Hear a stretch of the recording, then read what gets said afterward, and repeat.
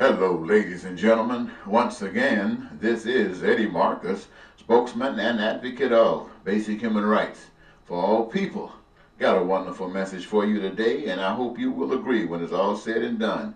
It's coming to you live from station WEBM. That's wonderful, Eddie B. Marcus, operating smack down from the top of the sky. I call the spiritual realm right to wherever you are. And I'm really hoping that this message will go through you, to you, and by you, and serve you as the blood that flows through your veins, and will give you equally life. Ladies and gentlemen, this is Tuesday morning, day after Monday, when I found myself producing almost 5 videos to post for you to view. And I hope perhaps that this message will be genuine enough for you to understand, at least for me to feel that I've done some real purpose and will not allow me to go any further today. You know, I want to say to you that my message title should be, and is be,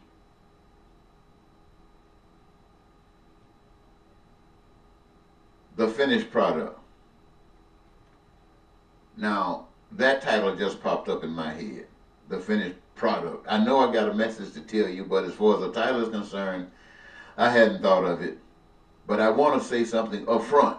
So when you start, sometimes I might get a little long-winded, and I don't want you to stop on me. I want you to hear what I got to say. And I'm entitling this, the finished product. You know, sometimes we don't know good or evil. Maybe certain things don't even exist. But in our minds, it's a good thing, whatever comes up in our mind. And once we bring it from our minds and put it in our hands and in our mouths and in our feet and create what was in our minds, we find out it's an excellent thing, a wonderful thing. And it gives us true purpose and excitement. I'm saying this because many of you, for whatever reason, have discounted the reality of God. Many of you just don't believe in God. You don't believe in the message of God. You don't believe in creation. You just got it going on. Even if you think about you're not believing in God, if it was in the mind of somebody, the wonderfulness of God, for those who can muster that up in their thought,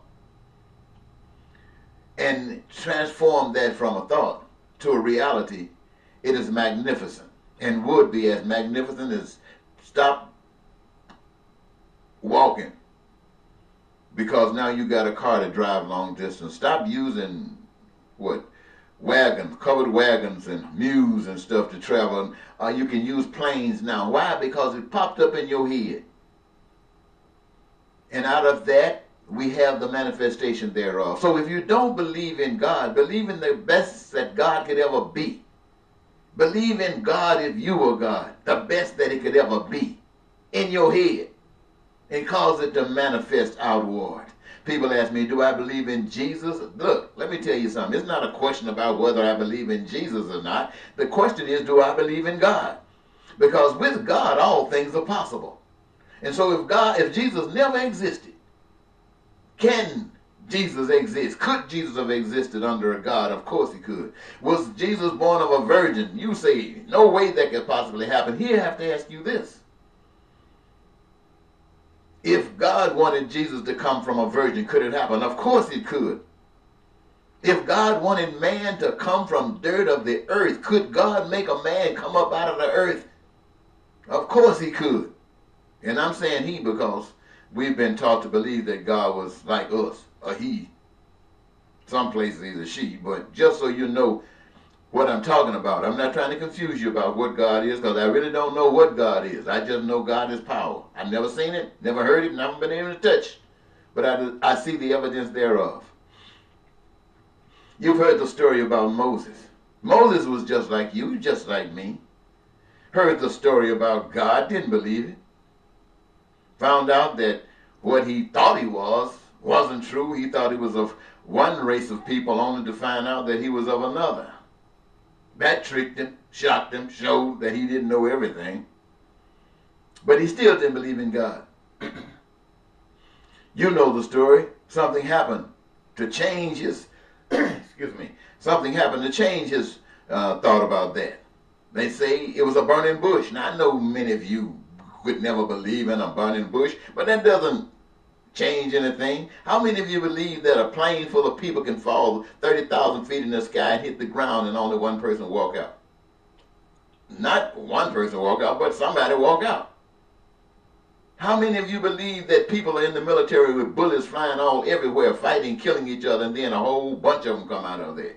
Doesn't matter what you believe in that regard, the truth changes your mind.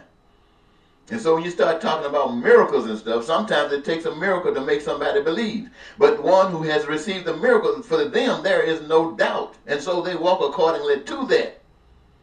So what am I saying? I'm saying that when it comes down to God, that is no question in my mind. It's not just that I heard it from a book. It's just not that I was sitting up in a church in a pew and somebody was telling me about him, or I read some flyer. It was a miracle for me. Not that burning bush, but another burning bush that I could equate with my own life, that took away all the doubt and gives me the permission to stand before you and advocate for God. And what am I advocating when I say I'm advocating for God? I'm advocating love and understanding and to get rid of ignorance and stupidity. That's what I'm advocating.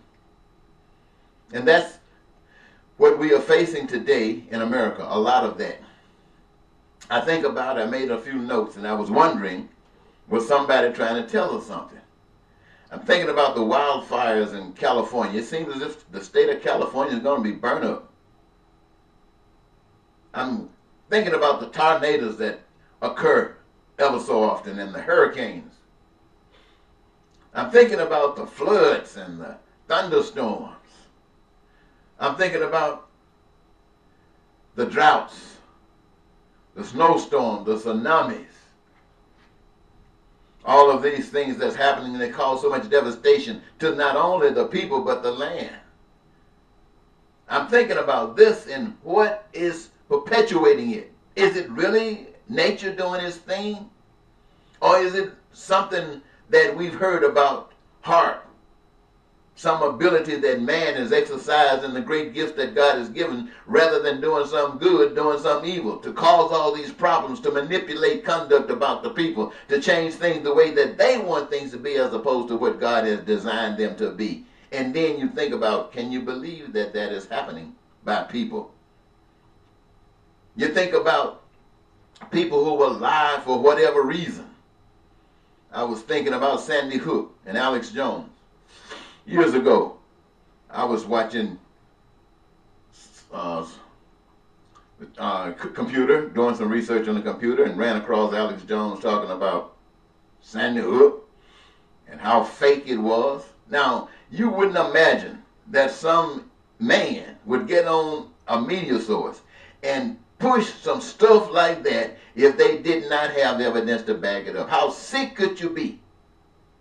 So I listened to that, and I'm not going to lie to you. For a moment there, I considered that as being a fact, a real fact, that something like that was really happening, while others of you never believed that that was happening. And I'll tell you this today, I don't know whether it's true or not. Why? Because we got so many people lying. People lying. Then you ask yourself, well, what about the World Trade Center? Was that an inside job? And you have experts who will come out and tell you that it had to be an inside job. Building 7 had to be evidence that it was an inside job. And then you listen to people saying, that's no inside job. Who would do that to their own people? And then you go back and you do some research and you find out about what happened to cause an increase in engagement in the war in Vietnam. You find out what happened that brought the United States into World War II. You find out what actions were being taken when it comes down to the Bay of Pigs in Cuba. And if you can verify that these things are actually happening, then there are so many things that could actually be happening and you don't know what's going on. You don't know when you're being lied to or when the truth is hitting you. So I'm telling you, ladies and gentlemen, slow down a minute. Slow down. Because wherever we are, in the midst of righteousness and bull, in America, we got bull all over the screen. We got bull everywhere. I used to think about if there was a devil. Many of you have seen The Stand, that movie. I can't think of the producer of that movie or the author of the book right now. You know who I'm talking about, The Stand. You've seen all kinds of movies about how the devil acts, how evil acts. You've seen it. Now you don't know, I don't know if it's true. You don't know if it's true. But if you had any question, if you're living in America today, all you got to do is turn your TV on and listen to your President of the United States. You'll see before you one of the most crooked people that you could ever see in America. And he claims to be perfect. Never had a reason to apologize or to ask for forgiveness. Who knows it all. The only one, he says, that can fix the problems of this day. And yet when you look at it, you see how he divides people, how he speaks down to people, how he treats people, how he's doing all of the ugly things that you know that God, based upon whether you believe God or not, would never do. And even if God would, most of you wouldn't. But that's what we're dealing with today. So I come to you today and say, ladies and gentlemen, this is ready time. We wrap this thing up. We take care of this business. Now I want to say to you and each and every last one of you, I want you to listen and I want to ask you a question. How many of you would like to live in a body that did not serve you well, kept you decrepit, kept you suffering and in pain? How many of you would want to live in that body? You pray to God to take you out of it. And if that body gave you peace and comfort, how many of you would like to live in a society where you had no food? You had to go dig up worms and crickets and bait to eat, to survive. How many of you would like that? For there was no other food available to you, but everybody else had food. So you know there is food. How many of you would like to have no shelter, would like to live under bridges and in dumpsters and under pasteboard boxes? How many of you would love that when everybody else had shelter? How many of you would like to be dumb and stupid without any education when everybody else had access to all kinds of education, unlimited and unrestricted? How many of you would like that? How many of you would like to be sick and no type of treatment, no health care whatsoever? How many of you would say that this is all right? Your pain and suffering, all right? And how many of you would like to just walk around, if you could, with nothing whatsoever to do, just here, in the midst of nothing, just here? How many of you would like that? I believe that every last one of you who heard my voice in that episode would say you wouldn't.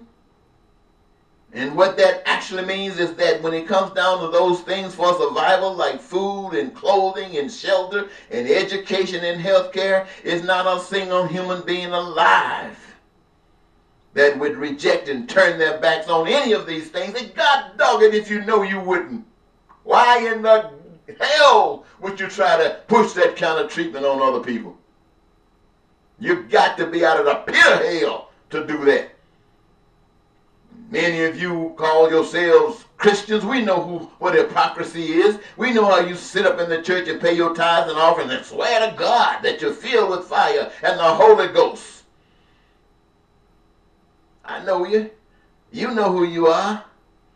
And then when somebody is evil, at least they portray themselves as evil in their actions. As the President of the United States, you walk in step in everything that he's doing. But before he came, you put him down, but now he's in power, and you're empowering him to go further and cause all the pain and suffering on people that you yourselves would not want to happen to you. I'm asking you, what's wrong with you? Is it that you never heard the truth? If you never heard the truth, then you start standing for the truth. And that truth that shows love for everybody is the truth that should be represented and respected. That truth that says you are somebody. You need, you desire, I want, I'll give the best of me to make the best of you. Then that's what you listen to. I'm not trying to preach to you today. But there are some things that we have to deal with here. There are some things. There are people in other parts of the world who treat their people so crazy until the people are just throwing up their hands and they're running saying, is there anybody that can help us? Our government won't help us. We don't have people in our own nation that will help us. Is there anybody anywhere that would help us? They used to believe that they could come to America for refuge until we got no Trump. And now there's no difference in America than that in North Korea and Russia and China. It's the same old thing. And it's trying to get worse. This man in the White House in the United States want to be the ruler of the world. He can do no wrong. Putin can. These other dictators can do some wrong, but this one can't do any wrong. And you in the churches, how many of the churches are saying that what I have just shared with you? How many of you going to church yesterday and going to be going to church 6 days from the day talking about God's love and peace and prosperity, and you're not going to say one thing against this president? And if you say something, what you going to do? People are hurting and suffering over your love, which isn't worth a dime or the salt in your bread. For 30-some years, I've asked you, I've given you a choice to live, to create paradise on earth with the proposal that I've never heard anybody propose since I've been alive in this country. And no one even wants to listen to it. No one even wants to hear it. Separating babies at the borders from their parents and throwing them away like you don't care. And call yourself somebody because you're caught up on that bait that is handed out by evil. That thing costs money. I want you to know, ladies and gentlemen, money is nothing but a tool used by the evil one to conflict you. Boy, the word almost jumped out of my mouth. Thank goodness I was able to hold it. But what is the essence of life if you cannot live? The great, wonderful power that we can't see, can't touch, can't feel, created this earth that we walk on, breathe this oxygen through the air, live in a body that allows us to do the things that it can do until we destroy it for one reason or another, gives us the intellect to be able to create all kinds of things, and also gives us the power to create heaven or hell. It's all wrapped up in our hands. And when we think about everybody that needs certain things for survival, should be guaranteed to everybody, because the master who made you requiring of that made sure that the resources were available for you to use it to do that. And yet you got somebody walking around in heaven, in the Garden of Eden, and here in America telling people that they're superior to others, that they deserve something more than others, that they can run things better than others. And then in the process of doing that, you got people suffering, you got people starving, you got people dying, you got war going on, you got all kinds of evil things going on. What about Chicago? People murdering each other. What do you think that's about? You say gang banging? What the hell do you think gang banging is predicated on? It's predicated on the same thing that war is predicated on. Injustices. You want to end the gang war and the killing in the streets? Then give us some justice. Give the world, give the people justice. Because justice is an expression of love. You can't blame God on that. Why don't God stop it? God put it in your hands to stop it. Treat people like you want to be treated and it'll stop just like that. But no, you want to put them down, call them inhuman, call them sluts and murderers and gangsters and bangers. Well, that's exactly what you are. Now people are running to the polls voting for people who don't have any solutions to the problems of today. Not one solution to the problems of the day. The only thing you can do is continuate a perpetuation of the bull that's been going on since you've been living. And so I can fuss like this because I'm upset. I've asked you to recognize the proposal that will give you that justice. And that is that every human being on the face of the earth that is able to do a job have a career of their own choosing. And that there is not one career that you could choose that would not play a part in the creative process of all of those things that are essential for every human being's survival on the face of the earth. And because you love doing it and the resources that are available, you'll create enough abundance that nobody would be without it.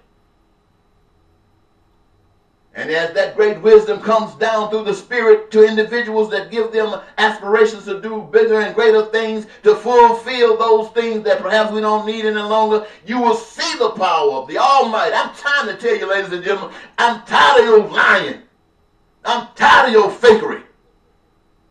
How many of you are standing up in this world for everybody? I'm not just talking about America. In this world, how many of you are standing up for happiness and peace and prosperity and joy for every single soul, every single soul? And if you're standing up for it, speaking out for it, what are you doing to bring it about?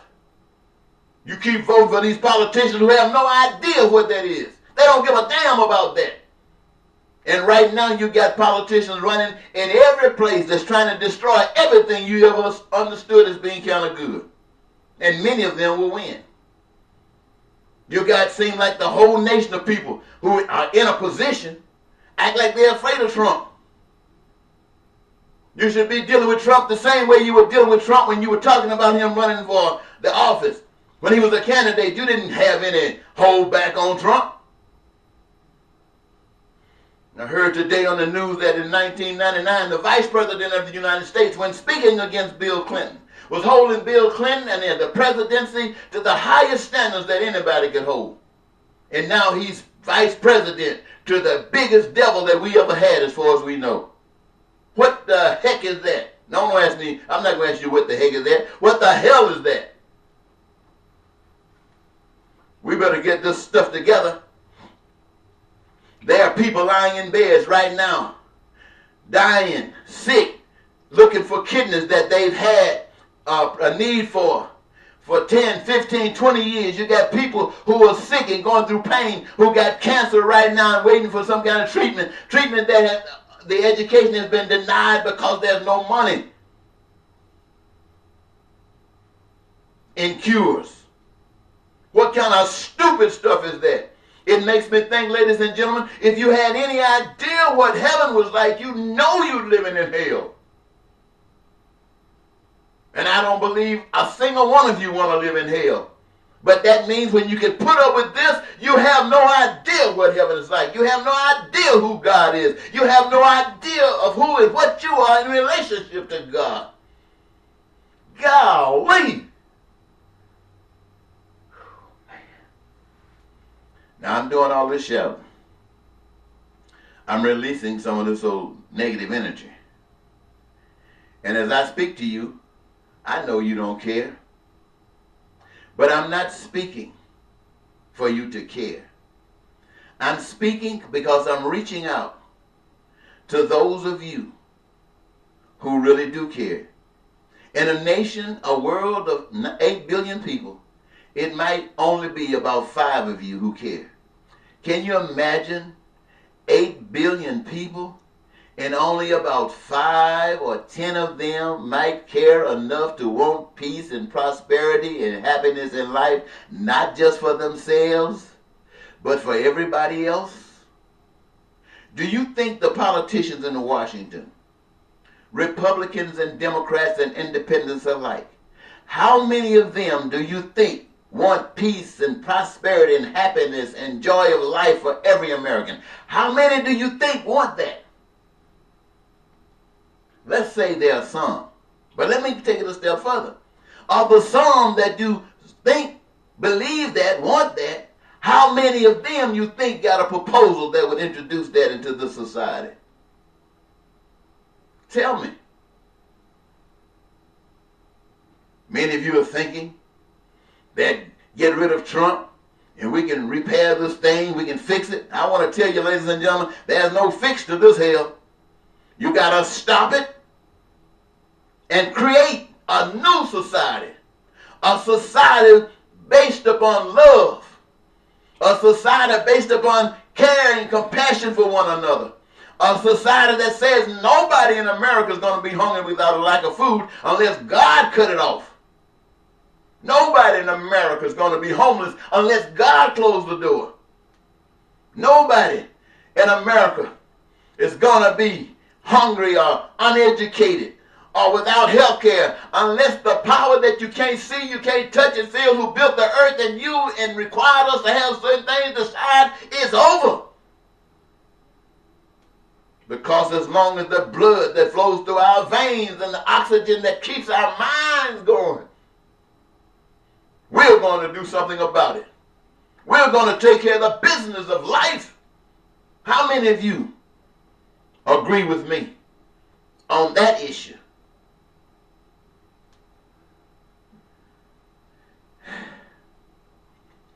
I forgot even what the subject matter I said we were going to talk about. But I've given you the message, what I was talking about. But I'm upset still because I'm seeking the presidency of the United States in 2020. And right now to be the next senator from the state of Minnesota. To carry forward this message until it actually becomes fruit in America. And becoming fruit in America, I have no doubt that the people in, what the name of that place over there that's going to build this wall? Mexico. That the people in Iran, that the people in Russia will throw those dictators out.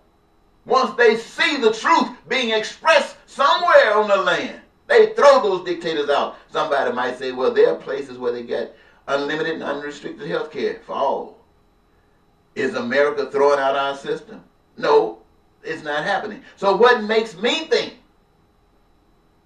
that once the world can see a goodness and greatness and love in America, America being representative of what the Jews did not represent, America being representative of what those who say God has chosen to speak for them have not represented. I tell you, my friends, you stand up and be what God represents. You'll be surprised at the miraculous things that can come from that.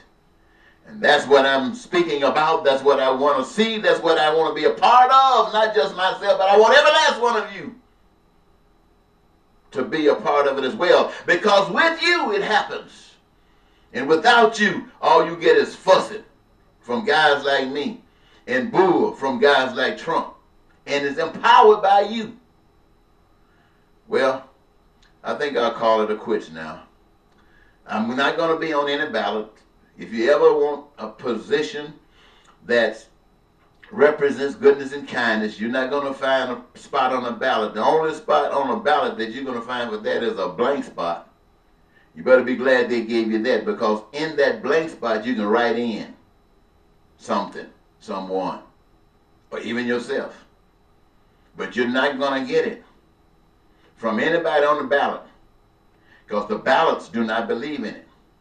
And anybody that's trying to get on the ballot has submitted themselves to what is less than what I've shared with you. So ladies and gentlemen, it's time I go and need to go get me some breakfast and a cup of coffee. I want to thank you so very much for giving me this short time. Once again, this is Eddie Marcus, spokesman and advocate of basic, inalienable rights for every human being on the face of the earth, saying bye-bye for now.